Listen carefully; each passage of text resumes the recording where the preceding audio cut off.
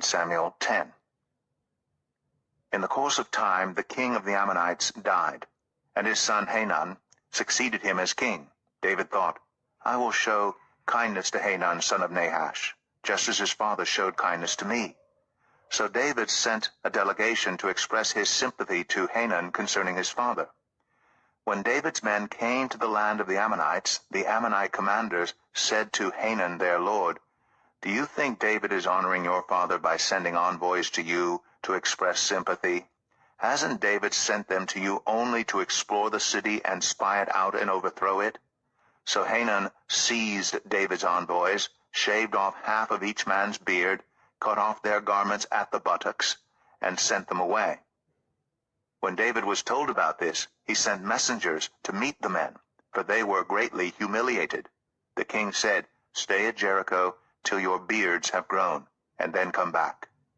When the Ammonites realized that they had become obnoxious to David, they hired 20,000 Aramean foot soldiers from Beth-rehob and Zobah, as well as the king of Maacah with 1,000 men, and also 12,000 men from Tob. On hearing this, David sent Joab out with the entire army of fighting men. The Ammonites came out and drew up in battle formation at the entrance of their city gate, while the Arameans of Zobah and Rehob and the men of Tob and Maacah were by themselves in the open country. Joab saw that there were battle lines in front of him and behind him. So he selected some of the best troops in Israel and deployed them against the Arameans. He put the rest of the men under the command of Abishai, his brother, and deployed them against the Ammonites. Joab said, If the Arameans are too strong for me, then you are to come to my rescue. But if the Ammonites are too strong for you, then I will come to rescue you. Be strong, and let us fight bravely for our people and the cities of our God. The Lord will do what is good in his sight. Then Joab and the troops with him advanced to fight the Arameans, and they fled before him.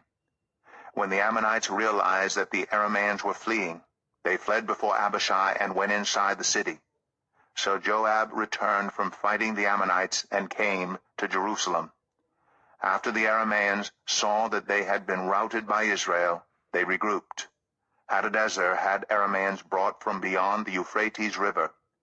They went to Helam, with Shobak, the commander of Hadadezer's army, leading them. When David was told of this, he gathered all Israel, crossed the Jordan, and went to Helam. The Arameans formed their battle lines to meet David and fought against him, but they fled before Israel. And David killed 700 of their charioteers and 40,000 of their foot soldiers. He also struck down Shobak, the commander of their army, and he died there. When all the kings who were vassals of Hadadezer saw that they had been routed by Israel, they made peace with the Israelites and became subject to them. So the Arameans were afraid to help the Ammonites anymore.